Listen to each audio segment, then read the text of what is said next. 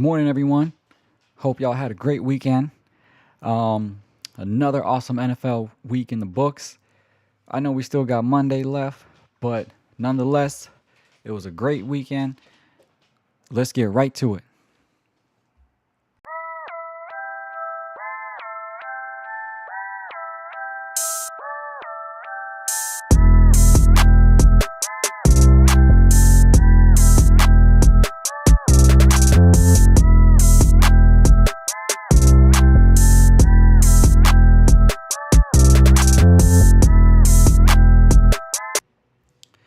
All right.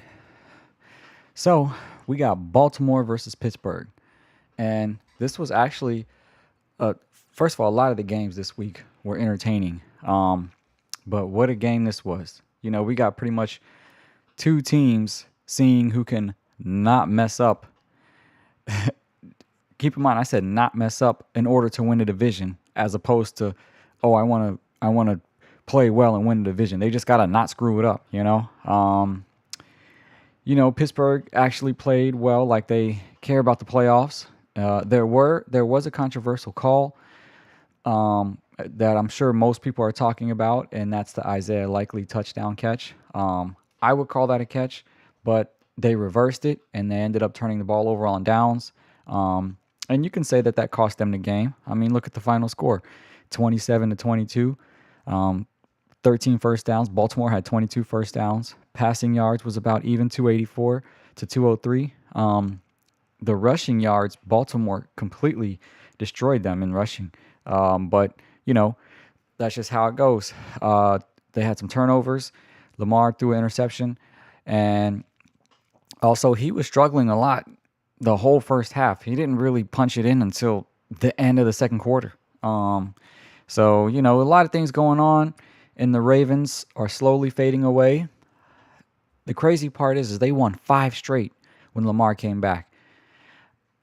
But they lost 2 back-to-back divisional games. One to the Bengals last week and now to the Steelers. And it just looks like they're slowly fading out of having that division lead.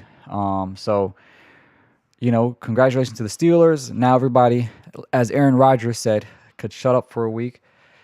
I still think that, Tomlin ran his course. Maybe he's been there 19 years. Maybe give him one more year just to say he made it to 20. But he's did great for the organization. But I know a lot of people are tired of, oh, let's make the playoffs. And then all of a sudden, boom, we stink. So we get an early exit. It's they want to make a deep playoff run.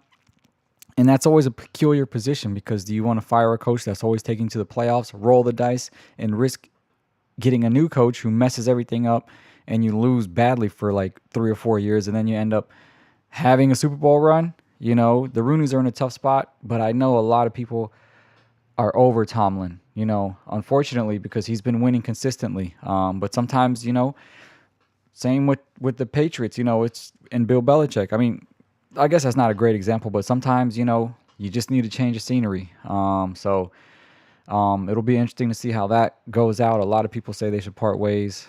I think maybe give them one more year, but at the end of the day, they're ahead of their conference. I think now they're about 2 games up. So,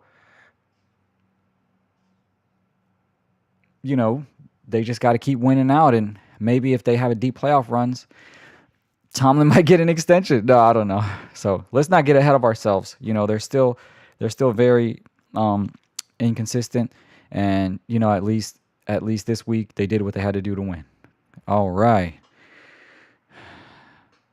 Speaking of division rivals, we got of that division, the Bengals. We have the AFC North Bengals versus the AFC East Buffalo Bills. Let's see. This is exactly what I expected it to be. I knew it was going to be a shootout. I knew that both of their defenses are suspect. At the end of the day, this was 2 top-tier quarterbacks doing what they had to do to win the game. And at the end of the day, This is something you don't hear often. Joe Burrow threw 2 interceptions, and they were pivotal interceptions. They completely cost them the game. Are we used to hearing that? I mean, obviously, in my opinion, Burrow is absolutely top 3 quarterback in the league.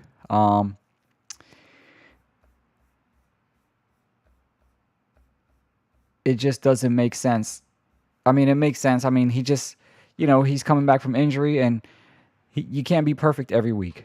He threw 2 interceptions that cost him the game, and Josh Allen did what he had to do. Keep in mind, Joe Burrow threw 4 touchdown passes. But Josh Allen, he threw 3, and he even ran one in for a score, which was a crazy 40-yard run in the snow. I mean, that was crazy. So, the Bills, they're making their stride. Look at the score, 34-39. 25 first downs to the Bills, 22. 276 passing yards to the Bills, 233. 62 rushing yards where the Bills dominated, 183. And, of course, those 2 turnovers that Burrow committed. I mean, this was a shootout. But as I said about the Bills, their defense is always going to be suspect. When you face a good quarterback and you're giving up 30-plus points, how heavily can you rely on the run game of Cook and Josh Allen, So because their defense is suspect, that could be their Achilles heels walking into the AFC. But now that the Chiefs are out, which we're going to talk about that later, this is going to be a tight race for the title. I mean, there's just so many teams in the AFC that are up and coming. Denver, New England, Houston. Again, we're going to talk about that later.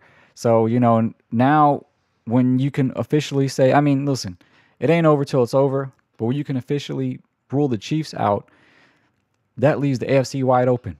I know the Broncos and the Pats they have the best records, but they're still a young team. And obviously, if I had them going against the Bills in any type of playoff matchup, I'm going to go for the Bills. So this could be the Bills' year, but they got to work on that defense. They really have to work on that defense. The Ravens are going to be out. The Bengals are going to be out. All the usual suspects, the Chiefs. So it's going to be Bills versus all the young, hot, up-and-coming teams, with the exception of Pittsburgh. I mean, this is going to be a crazy, crazy week. I mean, a crazy playoff scenario. So, we'll see about that. All right. Here's the game that I was looking forward to the most. Tennessee versus Cleveland. The battle of the rookies. Shedeur Sanders versus Cam Ward. We knew that Shedeur was facing a sorry Tennessee defense. Well, who's played sorry for the whole year. And I knew Ward was facing Myles Garrett and supposedly Cleveland's #1 run defense. I thought Ward was going to struggle. He kind of did. He didn't throw that many yards, but he won when they needed it. He threw a couple touchdown passes. And I thought Cleveland would stuff the run. So I was like, you can't really give a fair assessment if Shedeur lights it up and then Ward all of a sudden does well. Whatever. Guess what? Shedeur didn't just light it up. He was dropping dimes. I mean, he was just teardropping them balls, like making perfect throws. He did have that ill-advised interception. Sometimes you just get too comfortable and you make dumb plays. It is what it is. He's still a rookie. But aside from that interception, which you could say cost him the game, he was throwing money balls. I mean, they were so accurate.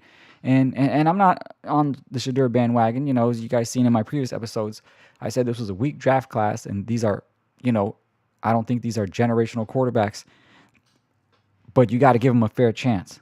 So I think Shedeur proved that he's the real deal. 364 yards passing, 3 touchdowns, 1 interception. I mean, this was incredible. How many rushing yards did he have? He even ran it in for 1. If you see the man running the ball, I'm like, is this Shedeur? Let me see. How many rushing? 3 for 29, long 14-yarder and a touchdown. I mean, he was moving the ball, okay? So, you got to give them their props. And here's the thing about Tennessee. Why don't you play like this all year? This was their Super Bowl. I mean, they were playing, their defense was playing spirited. Their offense was playing spirited. I mean, they acted like they really wanted to win. Why didn't you do that all year? Why? You just cared about facing Shedeur, huh? That's all you cared about? If they'd have played like this, they put up 31 points. They're rushing. Pollard had 2 touchdowns the whole year. Then all of a sudden, against Cleveland's number one, arguably the best run defense, he puts up 160 yards rushing with 2 touchdowns. I mean, that wasn't supposed to happen. You wipe out 2 of those touchdowns, and it's another regular Tennessee team. And I don't know why Cleveland's defense decided to not do much. I don't know why. How did they let that happen? And I guess you can't. I mean, every defense deserves a bad day, I guess. Myles Garrett got his sack, but aside from Cleveland's defense not doing what they're supposed to do, I'm not throwing them under the bus. They just had a bad game. Stefanski, with the ability to tie the game, went for it on 2. Went for 2, I mean. And he took Shedeur out of the game. I think he took Shedeur out of the game the second attempt. Why would you do that? Why would you even go for 2? You could have tied the game. Maybe he's just playing for everything. He just wants to doesn't care. He knows the season's over. He's already seen enough with Shedeur, which hopefully that's enough to make him your starter. Again, I know Tennessee is not the best team, but Tennessee played very well this year. So, I mean, this week, for some reason, why did you go for 2? I'm scratching my head. I'm watching the game like, did I miss something? Why would you go for 2 when you could have just tied it up? And then that put them in a hole. They scored again, thanks to Shedeur, and they had to go for 2 again. Nothing, And this is from a 2-time coach of the year. The way he's handled this season has just been terrible. I think he needs to get fired, but obviously he did well with the Browns for a while. Not well, but he's shown progress. He had them 11 wins one year, 2-time coach of the year, one in 2020, one in 2023. It'd be weird to fire him after this one season, but he's been making some very bad decisions with the pushing of Dillon. The way he's been treating Shedeur, the calls he's been making. Why would you go for it on 2? It just doesn't make sense what he's trying to do this year. Maybe he's just got too much outside noise and he's not managing it well, but this season is definitely eyebrow raising for Stefanski. So I don't think they're going to fire him, but he's definitely going to be on the hot seat next year if he doesn't turn this around. So great game for Shedeur. Ward, he acted like he won a Super Bowl. I mean, they had their little banter at the beginning of the year. He wanted to upstage him, but in my opinion, they won the game. But Shedeur is absolutely upstaged Ward. And that goes to what I'm saying. They should have gone 1 and 2. I wouldn't care if Ward was 1 and Shedeur was 2, or Shedeur was 1 and Ward was 2. They're the best quarterbacks in a somewhat, weak quarterback draft. I mean, obviously you had Jackson Dart doing what he did. He's a great quarterback. He's hurt a lot, but, I feel like these 3 young guys could play well for years to come. And hopefully next year, Shedeur can get the same shot that Ward got and let him start the full year. Let him get all the BS out the way and start a full year. And I'd like to see him, Dart, and Ward, see how they do next year. So, all right. Who do I got next? Oh, this is a sad one. Indianapolis Colts versus the Jacksonville Jaguars. First of all, it's not sad for the Jags because they just overtaken the AFC South. They just won their division pretty much. And I feel like now you got the Texans creeping on their behind. That's going to be a nice little, showdown for that division or whatever to see who wins that one. But at the end of the day, wow, what a change of events. Sad day for Daniel Jones. They already had lost every game since their bye, and now Jones, who was already playing with a broken fibula in his left leg, ended up tearing his Achilles in his right leg. Without their starting quarterback, they're back to an average rebuilding team. I don't know what they're going to do with Richardson. I don't know the whole story with that. I should have had that information in front of me, but Daniel Jones turned that whole team around, and he was on a 1-year deal. If I'm the Colts, I bring him back next year to really see if he was the real deal, because I had doubts about him, wondering if he could maintain that level of dominance in the playoffs. I knew they were going to the playoffs. Excuse me. Gotta love this hazelnut coffee. Shout out to Lion Coffee. Anyway, but I had an eye on them because I was like, we already seen Daniel Jones. He wasn't that great in his stint with the Pats, but he turned it around in the Colts. Can he sustain this? They started to slip, and now he gets hurt. So he never really had a real opportunity to prove himself. Obviously, I would bring him back because Richardson hasn't done well. And I don't know. And obviously, they've given up on Richardson. I don't know. But this is sad. I pretty much don't even think the Colts are going to do any damage now. I've given up on them. I mean, it'd be nice to see them prove me wrong, but the way things have been going, it's going to be Jacksonville and Houston overtaking that division between those two. So, the numbers here kind of don't matter. I mean, the Jags, they put up 36 points. Trevor Lawrence threw 2 touchdowns. Etienne ran for a touchdown, so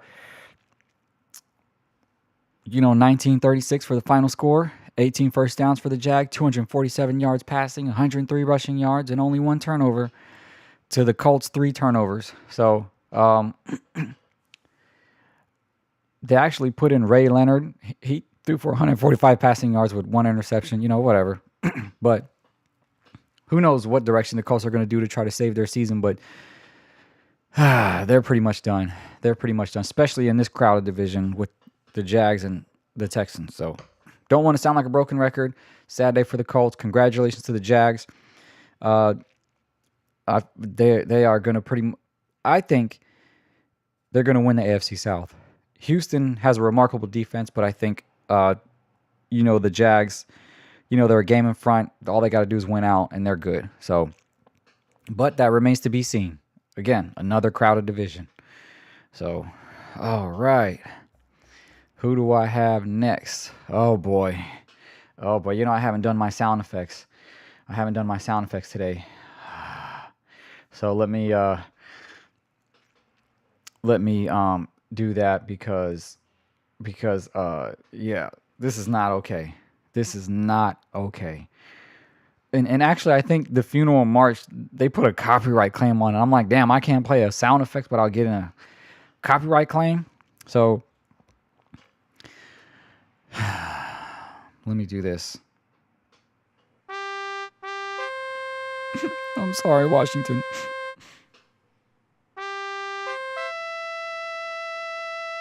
They are done for the year.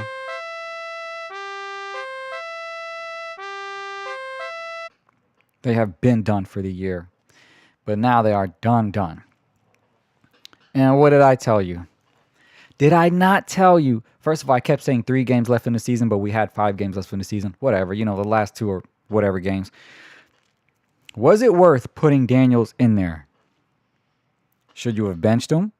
Should you have rested him a little bit and let him close out the year with a couple games? There's literally no playoff implications on the line. We already know he's a fragile quarterback. What was the point? What was the purpose? What was the purpose of putting him in there? And guess what? He re-aggravated that same arm. So I was up in the air. I didn't know what to do. It's really a lose-lose situation for the Redskins. You can't really blame that on the coach. I would have sat him, but can you imagine if you sat him for the last 5 games and everybody's pissed off, the season ticket holders, all that? They want to see Jaden Daniels play. Now the question is, do you shut him down for the rest of the year? That question is going to linger for a while. Obviously, I wouldn't play him next week. I would let him rest next week for sure. But there'll be 3 games left. Do you play him? Us Commander fans, we love Jaden Daniels. So I'm torn too. What do you do? What do you do? We'll see.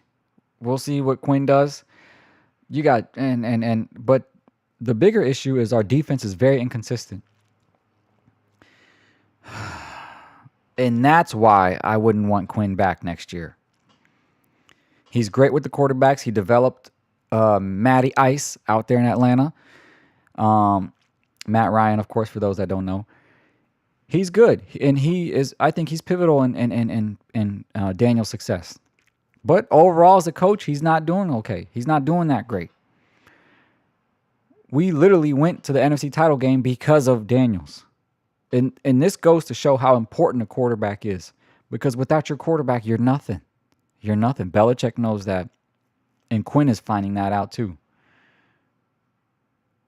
So, I say Tomlin and the Steelers mutually part ways, and you bring him over to Washington. That's just what I'm saying. Hold on. Give us Tomlin.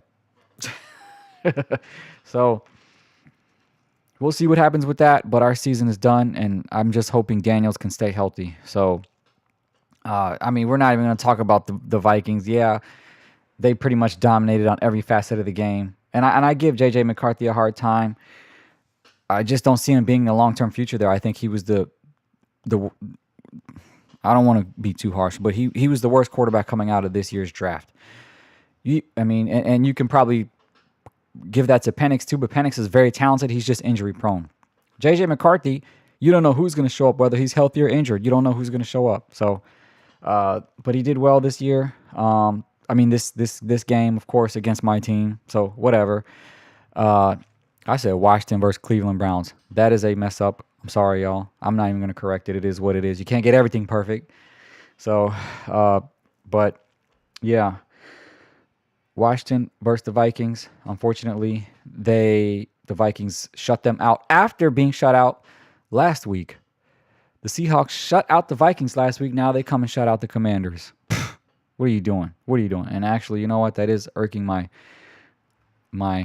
undiagnosed OCD.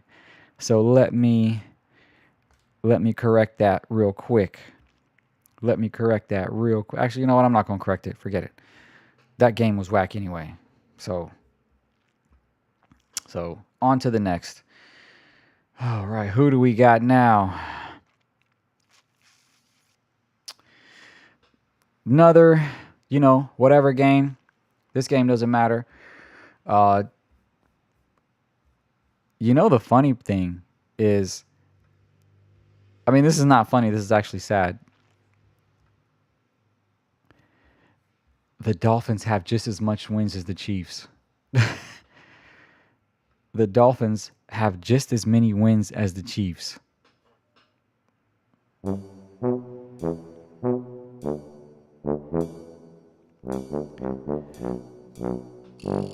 That makes absolutely no sense. So, Tua did absolutely nothing. They didn't need him.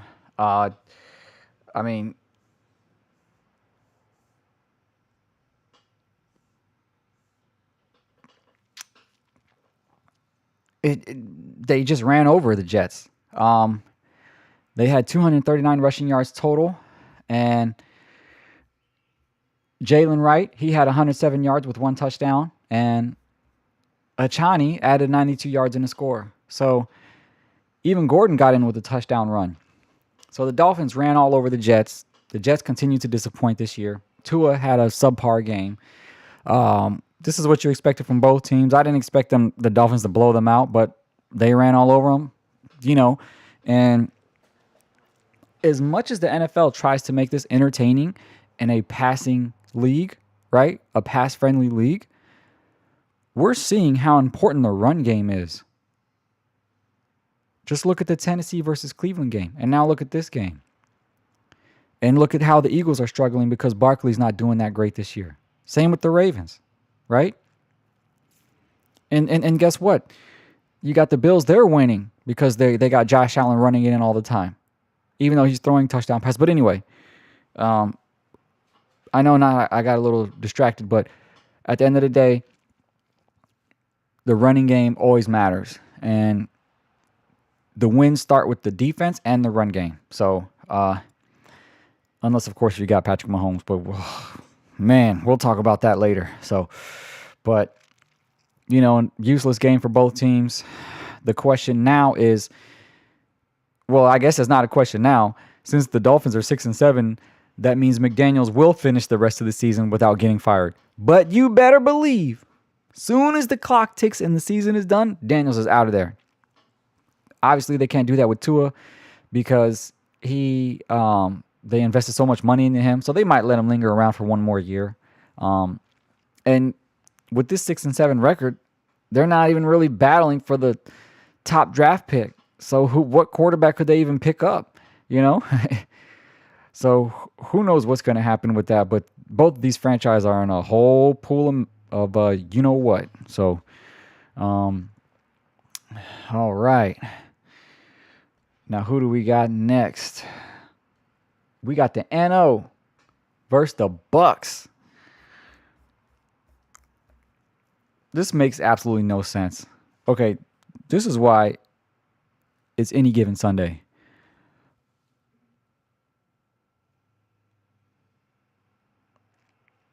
Why on earth is the Bucks, who are fighting to win their division because you got Carolina Panthers of all teams knocking on their heels, why would they lose to the Saints?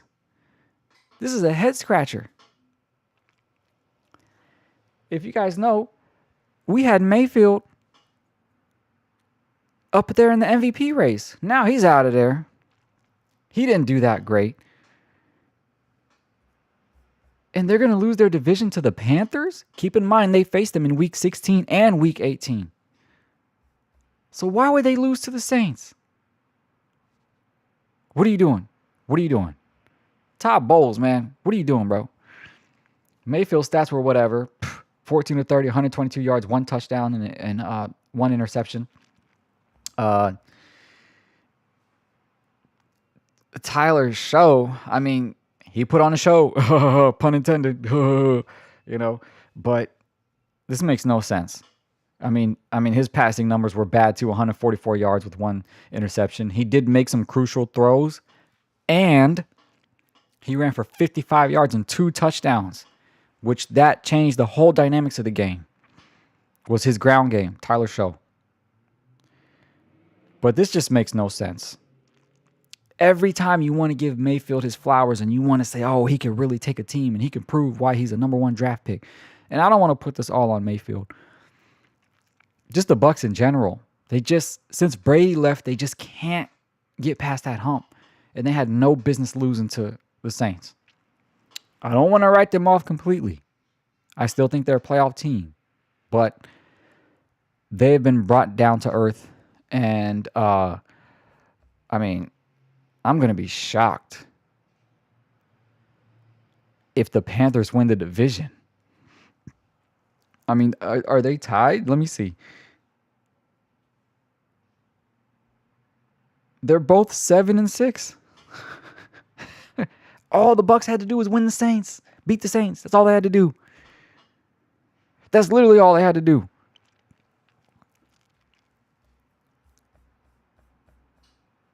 So, I mean, again, this is a head scratcher, but it's any given Sunday. You can never. Good thing I don't gamble, man, because I would have bet the house on the Bucs. Good, man. I feel bad for you bettors out there, boy. Let me tell you, because you don't know who's going to show up. So, anyway, enough of that. Good game for the Saints. Bucs, y'all got to get it together. And now we have the Denver Broncos versus the Las Vegas Raiders. Another game that everybody could have called, you could have won some money on. Denver's the far superior team. I did kind of think they would they would have blown them out more, 17-24. They kind of kept it in the mix. Uh, Bo Nix, he did what he had to do. Um, he only threw for what, 212 yards, but of course he ran it in for a score. The thing about Nix is, and the thing about the Denver offense as a whole, they're going to do whatever they got to do to win. But and Peyton specifically picked Nix because of his situational passing, his situational plays, his completion percentage in college. He knows how to throw and make plays when it matters. And Peyton did all right. Again, I was giving Peyton a hard time for how he treated Russ. Russ, he turned it around. He started playing well, but Peyton obviously didn't like him. But we can't complain about him right now. He got Nix in there. Nix is a winner. And it doesn't matter about the stats. He's going to win. Even games like this where they probably should have blown out the Raiders, it is what it is. The Raiders are always, now they're playing with their backs against the wall. They know they don't have a playoff chance. Carroll's probably playing for his job. Geno's playing for his job, which he got hurt, by the way. And, with these dangerous 2-11, 3-10 teams, you never know what's going to happen. You never know what's going to happen. They could just turn it up in a second. So just out of pure frustration and wanting to be a spoiler, which, there's nothing the Raiders could have done to spoil the Broncos. But anyway, Nix is a winner. Denver's defense is incredible, as always. And this is, I can't wait to see how this young team is going to perform in the playoffs, right? So, and as far as the Raider goes, I've been saying it all year. Pete Carroll, this experiment is not working. And the question is, first of all, I already know you're going to bench Geno. Get him out of there. He's not the future. Sorry, Geno. I really appreciate your comeback story with Seattle, how you came out, how you waited patiently and got yourself together. You're not the future for the Raiders. I don't even know why the Raiders chased you and pursued you like you were a top-tier quarterback. Gave you all that money. They didn't give you Josh Allen money, but we already know what we're getting with Geno. And Pete Carroll is I don't want to talk bad about him, but why did you ride the final years of your coaching career, because he is the oldest coach in the league, and banked it on Geno Smith? But they're 2-11. They could battle for the top pick of the draft, get him a quarterback in the first round at the very least, and see what happens. But with Carroll's age being it is, do you really want to go through the rebuild phase with Carroll?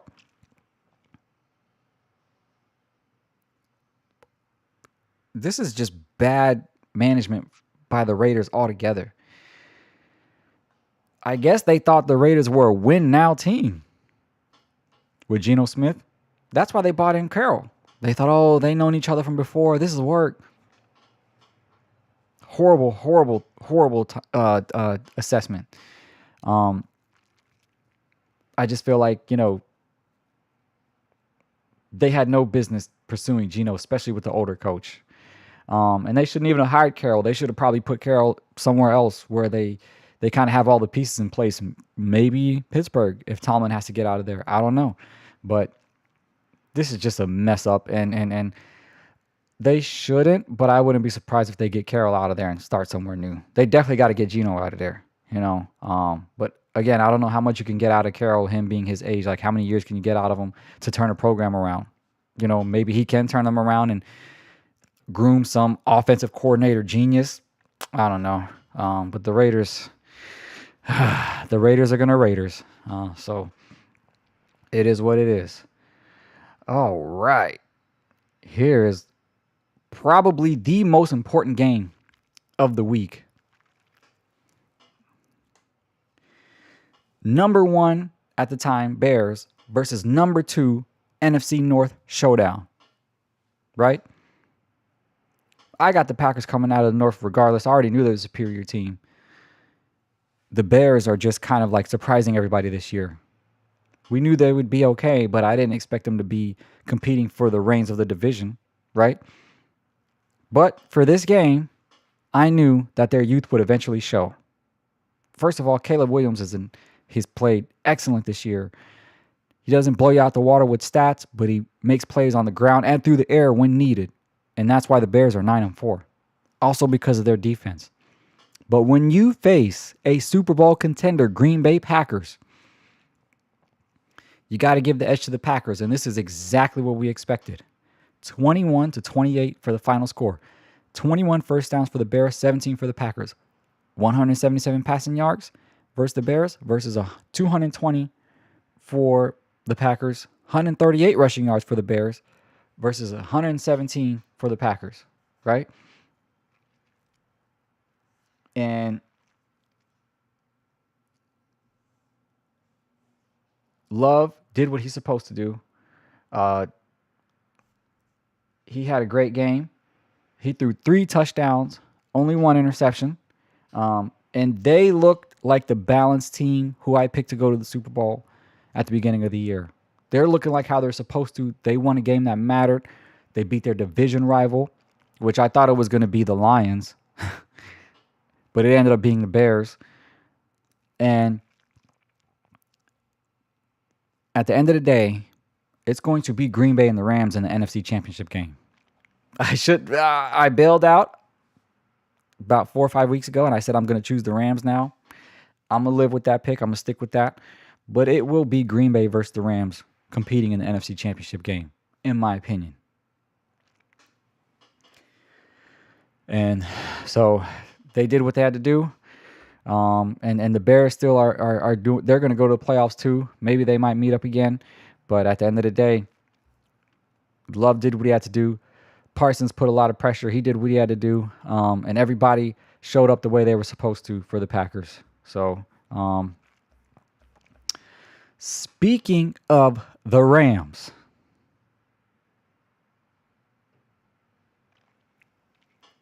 man, oh man, what did you expect?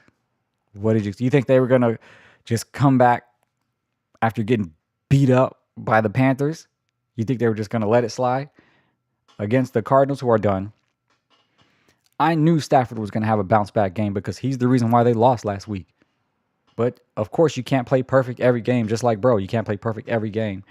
But this was the perfect team to sharpen their iron for Stafford to get back on track. I mean, let's pull up these numbers here. Stafford again, 281 yards, 3 touchdowns. Blake Corum, number 22, ran for 2 touchdowns. Puka Nacua got 2 reception touchdowns. They just had their way with the Cardinals, right? And the funny thing is, even Williams got in on it. Kyren Williams, 84 yards and a touchdown. By the way, I think it's funny that they're both number 22 and 23. Corum is 22 and Williams is 23. Anyway, I just thought that was funny. But at the end of the day, they had their way. 249 rushing yards versus the Cardinals 51. But anyway, let's go in the numbers. 45-3, 30 first downs for the Rams versus 17 for the Cardinals. 281 passing yards versus 263. 249 rushing yards versus 51. And 1 turnover. Kyler Murray's not that guy. I already did a whole segment about that. I'm not going to keep bashing him. And the Cardinals are going to Cardinal. The question is, should you keep Brissett? I mean, he's playing okay. I mean, it's not about if you want to keep Brissett. It's about if you want to keep Kyler Murray. What are you going to do next year? Are you going to promote Brissett to the starting position and then just use Murray as a backup? That would be a financial disaster. But I think Murray's almost at the end of his contract anyway. But the Cardinals got a lot of questions at the end of the year, which they've been bad for a while. So, and it all starts with the quarterback, unfortunately. So maybe they're fighting for a first round pick. They're 3-10. So, and of course the Rams are 10-3, whom lead the NFC as a whole, number 1 in the whole NFC. So, they're marching through to the playoffs. And Stafford and McVay, they're just a great 1-2 punch combo. Their defense just needs to hold like they've been holding. And Aaron Donald, you should have stayed one more year. So, yeah.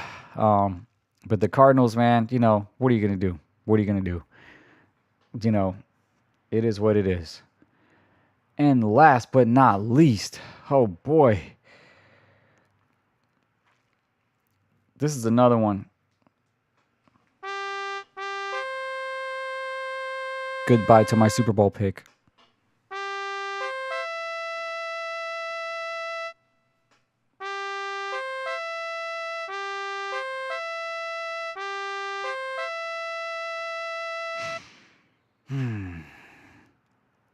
The Texans, who now all of a sudden, are in contention for the AFC South.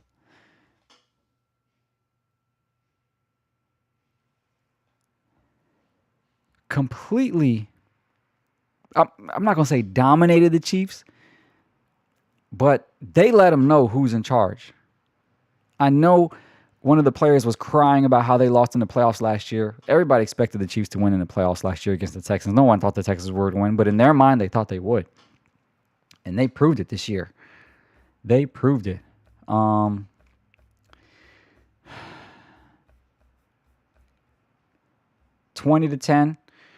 Let me pull up the numbers. C.J. Stroud did all right. 203 yards, 1 touchdown. Patrick Mahomes. Okay, first, before I get to individual stats, let's read the stats. 20-10. 14 first downs for the Texans, 15 first downs for the Chiefs. 186 passing yards for the Texans versus 148 for the Chiefs. 82 rushing yards versus the Chiefs, 126. And 3 turnovers, all by Patrick Mahomes. Patrick Mahomes threw for 160 yards and 3 interceptions. But, and I'm not making excuses for the baby GOAT, because I still think Patrick Mahomes is the GOAT. Right? I still think he is the GOAT. I mean, not the GOAT, the best quarterback in the league for years to come. Nothing in yesterday's game or this season made me doubt that, because he made some remarkable plays last night as well. The way he can throw it, his accuracy, the way he can escape the pocket, the way he can run, he is the best in the league. But he just had an off year. And they had some serious drops.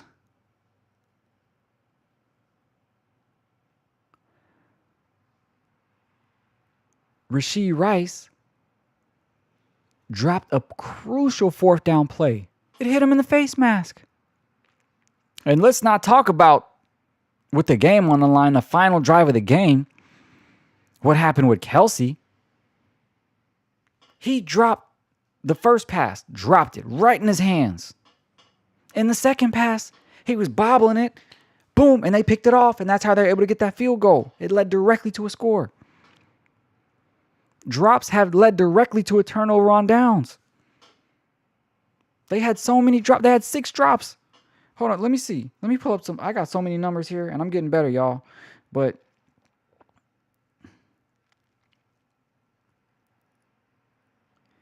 six drops. And when it mattered, on 3rd or 4th down, when they needed to convert, they were 3 of 10. Yes, Pat had some mixed cues, but his receivers failed him this game. And the real issue is, overall, the Chiefs had made a playoff run for probably like the last 6 years. I don't know the exact number off the top of my head, but they've been making deep playoff runs every single year, and they've made it to the Super Bowl 2 years in a row. I think even 3. They're always in the mix. So maybe they're just tired of having these extended seasons, and maybe they just burnt out. Maybe they just need a break. I don't think the dynasty's over at all. It's a lot of commentators saying, oh, it's over. I just think they need a break. I think they got to get better on offense. And keep in mind, they had 3 offensive linemen out And in the first play of the game, their fourth one went down with injury. You're not going to win without an offensive line. 3 starting offensive linemen out. But I know it makes great for TV. People want to say the dynasty's over. Oh, they got to be dramatic. They got to get views. That's why I like having my own channel. I would love the views, but I'm not going to completely say the Chiefs dynasty is over. Because as long as they have what I call the 3-headed monster, which is what I've been saying since I started this channel 2 years ago. Well, actually, I started it last season, very sporadic, whatever. That's beside the point. As long as they have Spagnuolo, Reed, and Mahomes, they're always going to be in the mix. They're always going to be in the mix. Not only they're going to be in the mix, they're always going to be dominating the AFC. In my opinion, I just think they're tired. They've had the longest season every year for like 4 or 5 years in a row compared to all the other teams. They need a break. Now they have a full off season. I mean, the season it ain't over till it's over, but I'm writing them off. I don't think they're going to make the playoffs. So RIP to my Super Bowl pick. I had them and the Rams in the Super Bowl. Guess not. But now this keeps the AFC wide open because you got 2 young hot teams with Denver and the Pats, and then you got the tried and true Buffalo Bills up there, and now you got Pittsburgh winning their division. Now you got Jacksonville trying to make a claim and Houston doing what they do. This is a very crowded AFC. Anything could happen now that the Chiefs are pretty much 95% out of the playoffs. But the dynasty is not over. As long as they have the 3-headed monster, they will be okay. They will be more than okay. The only question is how long is Reed going to be able to continue to coach? Because he's approaching retirement age. He's been around for a long time. I wish he'd have got Mahomes earlier, but it is what it is. That's the only question. But everybody's saying the dynasty's over. Not so fast. Because you got the MJ of the NFL, Patrick Mahomes. But unfortunately this year they're done. Got to hand it to the I said the Minnesota. What is up with me putting the wrong team name on there? Ignore that, y'all. Y'all know it's the Texans. I was about to be like, wow, my first live stream without any mistakes. I deserve an explosion for that. Give me some booze too. Yeah, I know. But it ain't about me. It's about the Texans and the Chiefs. The Texans did what they had to do. Their defense is very, very intense. One of the top defenses in the league, and that could really take them far in the playoffs, even though the AFC is very crowded. And unfortunately, the Chiefs, y'all got to get some rest. So anyway, thank y'all for joining my live stream. I'll probably see y'all either tonight or tomorrow morning to recap Monday Night Football. Hope y'all have a good Monday, good rest of the week, and I'll see you guys later.